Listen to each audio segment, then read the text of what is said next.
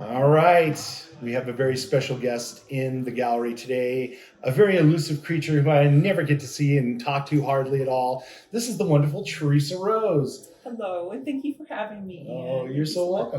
welcome. For you, though, of our viewers who are not familiar with who Theresa Rose is, Theresa does all the beautiful landscape photography in the gallery. In fact, in back of us, these are a few of the shots she's done. I'll try not to be all tongue-tied. I've already done one interview today, so we'll get started here on how you got started yourself, a little background. Tell us a bit about you. Where are you from originally, and how did you come to Prescott to be the amazing photographer that you are? I'm kind of a mix of being from California and Indiana. I grew up mostly in Indiana, where the landscapes there were not maybe quite as strikingly beautiful as here. I ended up going back to college in California because I missed the mountains and the scenery. And then I decided, well, where am I going from here? I actually got a degree in healthcare and occupational therapy. I knew I wanted to work with seniors, the elderly population. And You have lots to pick from here. I ended up in touring. I actually toured all of the state of Arizona one Thanksgiving weekend, had interviews, hit up at different places. And I really fell in love with Prescott. I thought, gosh, this place is so beautiful. It has a mild, four-season climate that I kind of missed from the Midwest.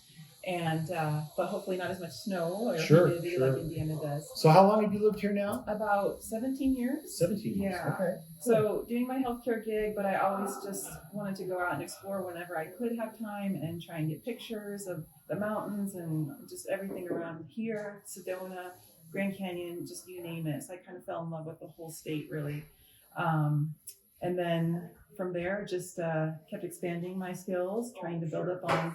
I kind of fell in love with storm photography. Sure. So before you get too far into this, so when did you first pick up your very first camera? When were you attracted to the idea of maybe becoming a photographer and going out and being the female Ansel Adams, that you've become? Certainly I didn't have that lofty of a dream back in that age. I probably was 7 or 8 years old when I had my first cheapie. It probably was a gimmick, one of those, hey, nothing except for shipping, and shipping was like $10 or $15, and you get this little plastic flimsy frame of a shell for a 110 that you would stick your roll of film in, and it had a flip up viewfinder that really taught me quickly the concept of parallax, which is, of course, if you are too close to your subject and you think you have them in the frame completely and your viewfinder is a little off from your camera sensor, you'll actually behead them. So I learned that pretty quickly early on. Oh, that's how that happens. I just always, I was one that I guess I was always aware of how unique every moment in life was. And I just wanted to savor it and capture it and preserve it and hold on to memories. I knew no day was ever completely replicable from the next. Absolutely. And so that was kind of my passion, was just collecting memories and moments along the way. I get yelled at a lot by my friends because I'm the constant picture taker. Yeah, I get that too. But then a couple years later, you look back on things, and it's such a great way to be able to reflect certain things that were going on at that and you're time. glad you have them. Sure, that's all you have. You can't, sometimes people pass on and move away. Absolutely. Places change, especially around here. The wildfires change the landscape from year to year, and sometimes I'm glad. Oh my gosh, I'm glad I got this whole area before it. Well, I kind of consider you a master of the moment because you really are able to get out there at the right time. I try. A lot of us all see the same rainbow, but when you can capture it spanning the whole granite dells or with lightning shooting out of it at the same time, we don't get those luxuries. Sometimes I get lucky. Yeah. But sometimes I come home kind of what I consider empty-handed, and I try and chalk it up to a learning experience, or hey, I actually scouted a new location that might work in the future if the cosmos all align and all that stuff happens again. Sure. Actually, one of my favorite stories is her talking about how she got this shot right here. This is one of her most popular pieces called Galaxy Rising. And tell us a bit about how you even captured the Milky Way, because a lot of people think these are multiple exposures when they're not. They're all just single camera captures, correct? This one is an absolutely single image, not a composite. But I wanted to challenge myself. I was going to shoot the Milky Way for one of the first times ever, and I thought, I don't want to just shoot the sky and get no landscape. And then I thought also, I want to get something kind of prominent in our area. And I thought Thumb Butte would be probably the best little mountain peak to try and get the Milky Way to appear vertically over. And if you know anything about the stars of the night sky, they move around. Well, the Earth moves really is what's happening, and then it makes the Milky Way appear like it's shifting position from night to night and from hour to hour throughout the night. So I used some research. I looked up some apps and tried to figure out where and when the Milky Way would appear, kind of like this vertical orientation. And it happened to be from the location that I was positioned. It happened to be a night in mid-July. Well, as you know, July is kind of notorious for a monsoon season, so the weather can change at a drop of a hat. But I did check the weather forecast before I had left, and it was predicted to be clear, perfect skies. So I went out about an hour ahead of time, got everything lined up, looked in my camera and saw, okay, so the Milky Way at that time was kind of over here. It was kind of shifting over gradually.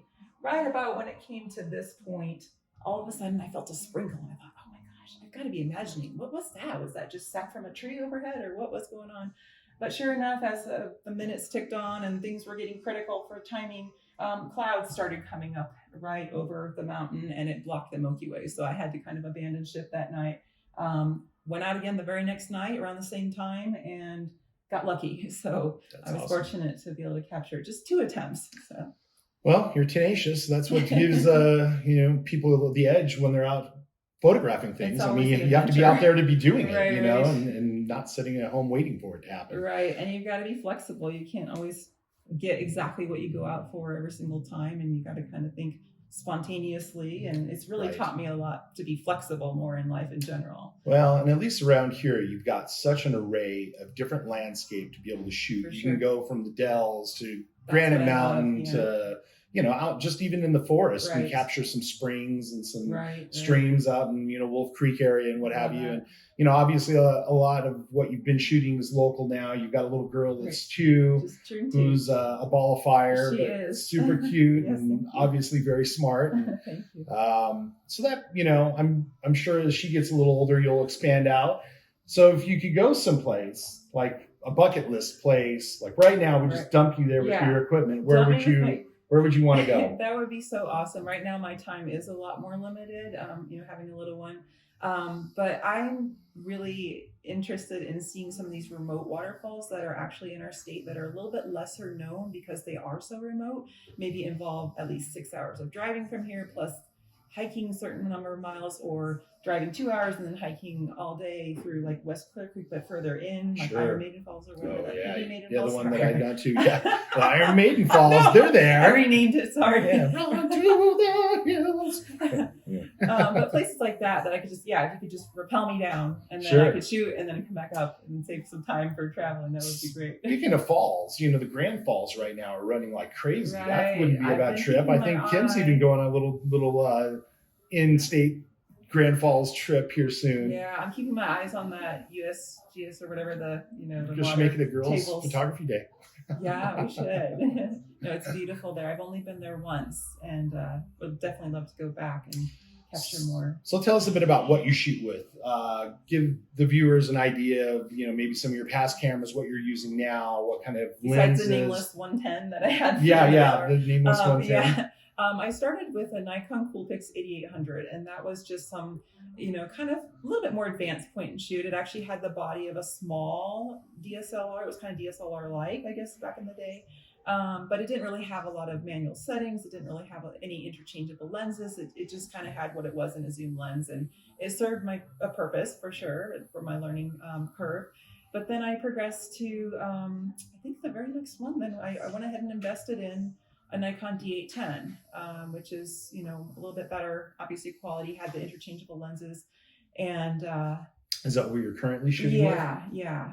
Actually, I correct myself. I actually had the D7000 in between. So that's when I started getting Nikon lenses. And I thought, well, once you're kind of invested in a line, as a lot of photographers know, you're kind of invested in that line for cameras as well, unless you want to sell and start again or buy converters and that sort of thing.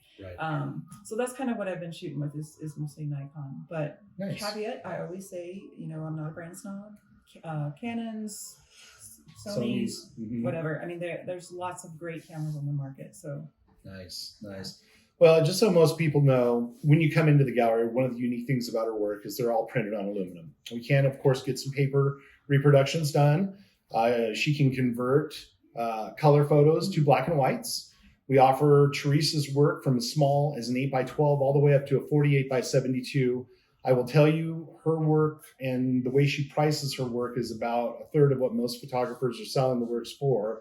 And in my opinion, the best bang for your buck that I've ever seen. I mean, when you can get a beautiful aluminum for $125, I mean, even up to $2,800, when you're looking at a 4872, most people sell those for $5,000 to $15,000, $20,000 in big galleries. So there's actually, I think, several images we're almost closing out in some of the sizes for you, which is incredible because she's really only shown through me. She's not doing the circuit. You're not going out and showing it Tempe Art Festival and different bigger arenas. So to be in my little gallery, and for us in really, I think about 2 years now of selling the larger reproductions, we've sold through, there's a great piece, we'll show you a photo of here in a minute, called Red Rock Sunset. And that's her other, I would say, probably the most popular piece you've done. And we're going to go up front here in a minute. We'll do a little story time on a couple of the photos she has up front, get a little bit more into her mind. And, you know, one of the things I think that is also very unique about you, and it's something that's very hard to teach somebody, is composition and knowing how to fill a frame correctly, get the most out of the image, and have it, you know, user friendly. I mean, you want something that draws you in and really makes you go, even though I've been there, I've never seen that. I've never seen it look like that. And when you read, those are kind of the elements that make a really good photo and things that you're probably looking for I a lot. strive for it, sure. Yeah. I feel like I'm always learning though, you know, and I just want to keep improving my skills also. Sure. So, but thank you for the compliment. Yeah. Well, I love watching what you post. You know, she is on Facebook, and I believe you're on Flickr under Theresa Rose. Tree Rose Photography on Flickr. And keep in mind, any image you guys see, if you find something you like, we can get it for you in any of the sizes really pretty relatively fast, even with all of what's going on right now. And we do box for free. We ship anything in the gallery at cost, and you save tax going out of state if we're shipping to some of our out of state clientele. So I think we'll take a little break and we'll cruise up front, and then we'll get some more stories. We'll be right back. All right, we're back. We're up front on Theresa's main wall. This is a collection of I would say mostly newer images within the last year to 2 years. There's some amazing shots. Everything from the Superstition Mountains to Sedona. This is the backside of Cathedral, right? This is a new, really great piece with the Milky Way as well. You've got such a knack for being able to get the stars just aligned perfectly behind things. I love it. This is also another one of my favorite pieces here. This is the grand finale. Weren't you featured in something for this one? Possibly. I wouldn't doubt it. This one wins awards on everything. You've been featured in Arizona Highways, pretty much every digital magazine that they offer photography in. It seems like you've been featured in as far as landscape goes. Thank you. Yes, I've been honored with quite a few features and selections, and I always appreciate that very much. So. Tell the story real quick about this one, because this is such a great piece. This is the big Red Rock Sunset I was talking about. And you hiked this when you were like 5 or 6 months pregnant? 4 or 5 months pregnant, were something you? like that. Yeah, which was challenging. This is basically hiking up to the highest point you can hike to on Cathedral Rocks. And for me, it was a little bit kind of scary of a hike anyway, even not being pregnant. There's some slick rock spots where you kind of like have to climb up a crack in the rocks, and it was a little bit more challenging for me being pregnant and also having like 30 pounds of gear and just huffing and puffing. I just took my time. My doctor had told me to watch my heart rate so it didn't go over 140. So I was really just breathing and taking time, and finally got up there, thankfully in time to capture one of the most beautiful sunsets I was lucky to witness right in the area here. And that's Armingus Mountain that separates us from Prescott and Sedona. If you step back just a tiny bit, this is Cathedral Rock. So you can see, I believe you're shooting from up in here, correct? Yeah, I was basically standing up in between, middle. That's such a great shot. Everybody loves this one. People walk in the gallery and they're just stopped. In fact, just to let everybody know, I believe we have 2 this size left. Is it 1 after this one? I think so. Yeah, this is like number 22. I think we have number 24. Yeah, and then we have the very last one, which is number 25 and 25. Right.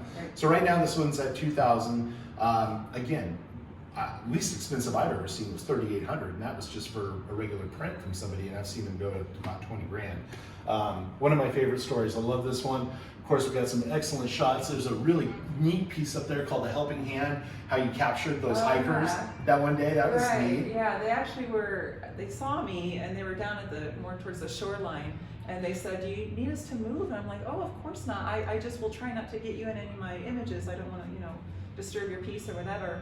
And so I really was trying to hide behind that rock you see in the foreground. I had my tripod positioned very precariously, like on only 2 of its legs, and one of the legs I was kind of holding. And I ended up accidentally realizing after the fact that I did get their silhouettes, like it looked like the man was kind of helping the woman over the rocks or something, kind of reaching a helping hand. Yeah. So hopefully they don't mind that I had them in there. I don't really know who they were. A little romantic. Yeah, I like that. Yeah. And then this piece is a little special Yeah, as well. it's I very like the story on this one. special. I'm going to let you go ahead and tell about in this premiere. Well, with shooting lightning, the adage that you may have heard of, no two snowflakes are alike, is very applicable for lightning bolts. I've never seen any of my lightning bolt images look the same. They've gone sideways, up and down, almost like around in a circle, you name it. And I don't always know what I'm going to capture when I shoot. I open the shutter and then I see what's on the back of the camera. Thank goodness for instant gratification that way. And this particular night, I happened to see that what I captured, the bolts almost look like an M, like a capital letter M. And to me, it just made me instantaneously think of my little girl. Her name is Mira, short for miracle. She's a miracle baby, born after several miscarriages and other complications I've had that made it hard to actually have a child.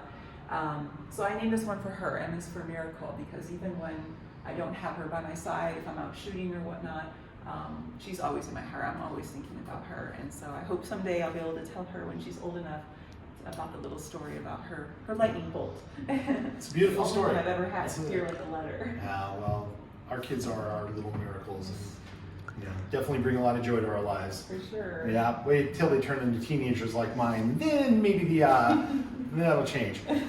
Still But miracles. yeah, they're still cute little miracles. Anyway, well, I'll tell you what, I'm sure very appreciative to have you come down today and talk with me. Thank you for your time. Love having you in the gallery. You're actually one of the best artists to be able to deal with, and just we've got a great relationship, and we look forward to having a long-term relationship together.